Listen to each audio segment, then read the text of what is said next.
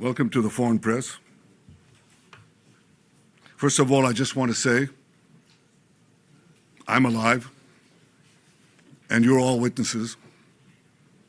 And now that I dispatched this piece of fake news, I want to give you an update on Operation Roaring Lion. Under President Trump's visionary leadership, America and Israel are acting together in Iran with great determination and unprecedented strength. Operation Rising Lion is designed to remove the existential threats posed by the Ayatollah regime, the regime that has waged war against America and Israel and the people of Iran for 47 years. It chants death to America, death to Israel, and it delivers death to its own people. Our goals are three. One, removing the nuclear threat. Second, removing the ballistic missile threat, and removing both of these threats before they're buried deep underground and become immune from aerial attack. And third, this means creating the conditions for the Iranian people to grasp their freedom, to control their destiny. Today, the Ayatollah regime is not only attacking America, not only attacking Israel, not only attacking the Iranian people, it is attacking the entire Middle East and beyond. They've attacked civilians and American assets in Iraq, Kuwait, Saudi Arabia, Bahrain, Qatar, UAE, Oman, and they've even attacked through their proxies Cyprus and Europe. We've warned for decades that their ballistic missile program would be used to attack these targets far and wide, and if they're not stopped, that's just the beginning. The death cult in Iran is trying to blackmail the world by closing a key international maritime route, the Straits of Rumours. It won't work. Israel is helping in its own way, and intel and other means, the American effort to open the Straits of Hormuz, rather. But I want to ask you to imagine how the Ayatollah regime would be able to blackmail the entire world if they had ballistic missiles with nuclear warheads. Just imagine what they would do. Look at what they're doing now and imagine what they would do if they had ballistic missiles, international range ballistic missiles, and nuclear-tipped warheads. Just imagine what a great threat that would be.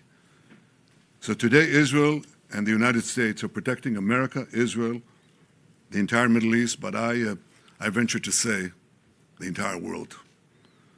Despite the fake news that is unfortunately being spread since the start of the war 20 days ago, we are winning and Iran is being decimated. Iran's missile and drone arsenal is being massively degraded and will be destroyed. Hundreds of their launchers have been destroyed, their stockpiles of missiles are being hit hard, and so are the industries that produce them. That's important. In Rising Lion, we destroyed missiles and we destroyed a lot of the nuclear infrastructure. But what we're destroying now are the factories that produce the components to make these missiles and to make the nuclear weapons that they're trying to produce. We're wiping out their industrial base in a way that we didn't do before. Iran's air defenses have been rendered useless. Their navy is lying at the bottom of the sea. Today we hit the other part of their navy in the Caspian Sea. Their air force is nearly destroyed. Iran's command and control structure is in utter chaos. And I can tell you that there's still more work to do, and we're going to do it. And I want to close these opening remarks with one other fake news, and that is that Israel somehow dragged the U.S. into a conflict with Iran. Does anyone really think that someone can tell President Trump what to do? Come on. President Trump always makes his decisions on what he thinks is good for America, and may I add, I think what is also good for future generations. In this case, those interests are absolutely clear, and so is the clarity of our achievements. Together in close coordination with President Trump, close coordination between America and Israel, our militaries, our intelligence services, we're achieving goals in lightning speed. But I want to say another word. It's been said that for 40 years, I've been saying that Iran is a danger to Israel and a danger to the world. That is true. You know who else said that? President Trump.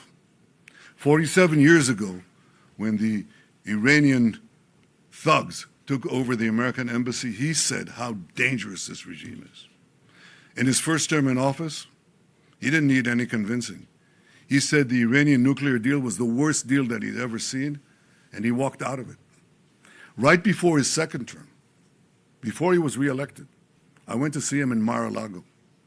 The first thing he said to me was, "Bibi, we've got to make sure that Iran doesn't have nuclear weapons." He said that to me. I didn't say it to him. He didn't need any convincing there either. Now, why did he say that? Because for more than 4 decades, this regime, as I said in the beginning of my remarks, is chanting death to Israel, death to America. But they say Israel is only the small Satan standing in their way. The great Satan is the United States of America. And these ideological fanatics, these lunatics, define their raison d'etre, their reason for being, as wiping out Western civilization and America that leads it. They have claimed the lives, they've maimed and wounded thousands of Americans in Iraq and Afghanistan. They killed the American Marines in Beirut. They bombed your embassies. They tried to assassinate the American president, Donald Trump, not once, but twice. Now they blackmail for oil. Just imagine what they would do, what they're capable of doing, if these lunatics had nuclear weapons and the means to deliver them to every American city and every European city and everywhere around the globe. This is a danger for the entire world. It's certainly a danger for Israel. It's certainly a danger for America. We see eye to eye on that. President Trump and I, Israel and America. But I think if people are honest, if leaders are honest, they would understand that we're not only fighting our fight, we're fighting their fight. I speak to dozens of world leaders. Dozens. They all know that.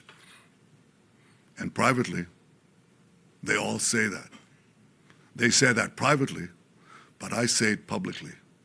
The world owes a debt of deep indebtedness to President Trump for leading this effort to safeguard our future.